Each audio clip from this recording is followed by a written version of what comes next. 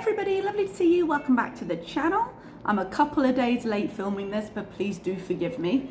I got paid on Sunday, which was quite early. There was a couple of changes in the paychecks that might have been why, and I'll discuss that a little bit more when we're talking about the opening for the next one, which I'm going to be filming after I finish this. So I'm going to be wearing the same thing. If you're wondering, I've filmed them together.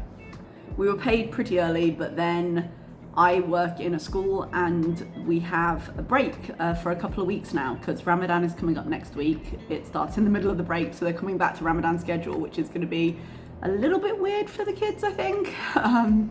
For the last few years, obviously they've been shut down because of COVID, so a few years, 2 years, they were shut down because of COVID, so they haven't done Ramadan timing in quite a long time in a way where they had to be in the school to do it. This is my first year with the school I'm working at right now, so I might be getting this wrong, but I'm under the impression last time it was Ramadan, they still had the option of being in online because they were doing a hybrid model. So a lot of kids just didn't come to school during Ramadan. So to expect them to come back to a new schedule, you can guarantee you're gonna have probably a handful of kids that turn up at normal school time, despite the fact that we've told them all. But the fact that we broke up might account for being paid a couple of days earlier than I was expecting, because the rule is before the 15th. So if the 15th falls in the middle of the work week, which it was a Wednesday, our work week is Sunday, Thursday, I would expect to be paid on the Tuesday. And nope, Sunday morning it came on through. But if you've ever worked in education, you know the week before any kind of school holiday is always quite busy. But we've made it now. Actually, in terms of the closeout, there isn't that much to say. February is a very short month, so it was always going to be easier to kind of squish it into my budget, even if I wasn't being perfect. And I didn't overspend in any particular category, so there was no reason for it to be a difficult month, whereas the previous month, January is always a little bit of a hangover from Christmas, which tends to be a higher spend time. I'm quite lucky here because there is Christmas, but it's not widely celebrated. It's more because there are expats here, so there's Christmas here.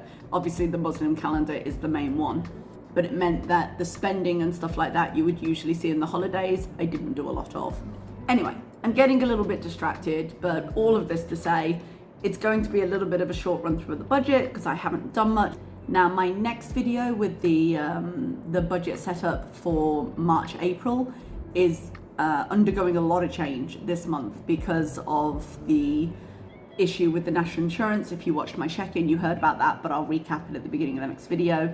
So there's a lot more change in that, but we'll finish this month out and you can go and see that video if you're interested. But for now, let's just take you over to my budget. So here we have my closeout. Let's just get started.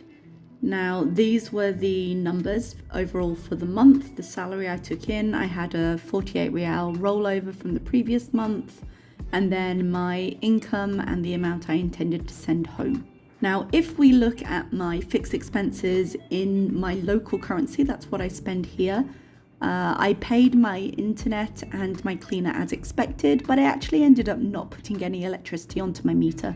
This was simply because I had a little bit left on it and it took a little longer for it to wind down than I thought, so I managed to get through until my next paycheck came through, in which case it was pointless topping it up.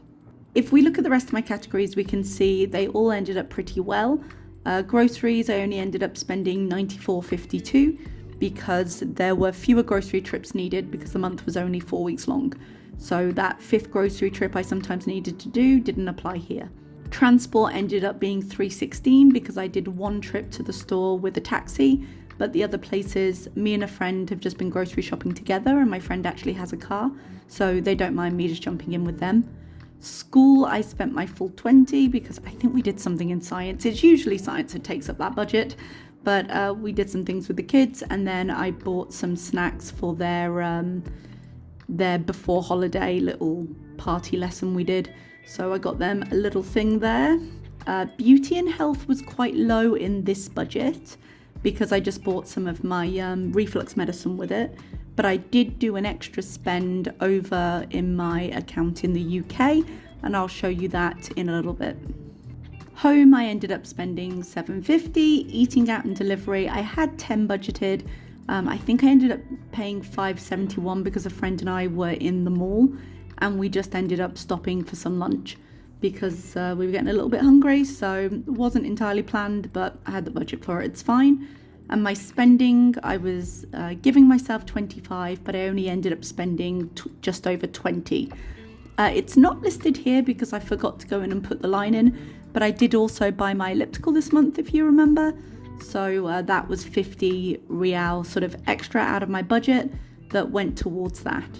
And as you can see, the clothing section, I didn't spend anything, but I did end up rolling that over to my next budget because I was intending to go on a shopping trip for clothes, and you will see that when I open my new budget in the next video. So I ended up spending about 100 Rial less than I was expecting, and I split that 100 Rial between the clothing trip I intend to do and sending it home next month. Now, this is the money I sent home last month. I had projected to send home a little bit less because originally my elliptical was going to be bought new and it was going to cost a lot more. I didn't end up doing that. And as always, I estimated my YouTube money to be about 300. However, I ended up sending almost the same as I usually do in my salary because I got the elliptical cheap secondhand, and I did pretty well on YouTube this month, so I ended up with just over 1,000 there, which meant the total I had to work with in my savings this month was 3,123. So I did end up making decisions on where that extra money was going to go before I ended up finding out about the national insurance thing that we discussed. So I didn't want to undo what I'd already done, but that's the reason for these decisions. There are some things I would have done differently if I knew I was going to have to come up with some extra money, but I didn't, and here we are. So I did end up spending 228 extra this month on doing like orders from the UK and things of that nature, which isn't something I do regularly, but I did have the extra money to do it this month, so that was the choice I made. I ordered a few clothes and I ordered some makeup and things because I find it really hard to get like foundation shades and things for me here because my skin's quite pale, it's got quite a cool undertone. I just can't find any foundations or anything like that. I also put a tiny bit extra into my emergency fund so I could round it up to a nice 2,000. So I had estimated using about 400 in this section, and I ended up using 678. In my second account, the subscriptions I have, Spotify and YouTube, remain the same as they always do. My national insurance, because I did have the extra money, instead of doing the 250 I'd intended, I had estimated doing 500. And then I ended up bumping that up slightly simply to make it a nice round number that I had left to owe. I had, as you can see, it says minus 4,000 there. So I had 4,000 left to fill in all the gaps in my record. And my pension, I put in what I usually put in. My goal for this year is to pay 10,000. So the balance of minus 8,334 is just to show where I am with that progress. So my actual spend in this category was 1,478, which was slightly more than intended. Now we get down to the sinking funds. Tax, because I'd earned a little bit more on YouTube than I was expecting, I did up my tax contribution to 200 instead of 100. And travel, I moved it up from 300 to 500. Home tech and medical have already been fully funded for the moment. I may end up upping those limits, but for now they don't need anything. Gifts and Christmas, because I'm about to get into a gift giving season with all the birthdays in my family, I did up my contribution there and ended up putting 120 in to bring the balance up to 165, because I knew, and this will be shown in my next budget, that I had a couple of presents to buy, and so that's just wanted a bit of extra padding a bit quicker than the usual schedule would have allowed me. Hair, because this is quite a small category and I just wanted to get it funded and then out of the way, instead of putting the 15 in as I intended and just building it over time, I just whacked 150 in there, and then that particular category is funded and done. So that means instead of doing £460 into this account, I put 970 and I paid off one of the sinking funds, which was pretty cool. So as I say, with the knowledge I have now, I might have adjusted this a little bit, but hindsight is 2020 and you can only do what you can do, you know?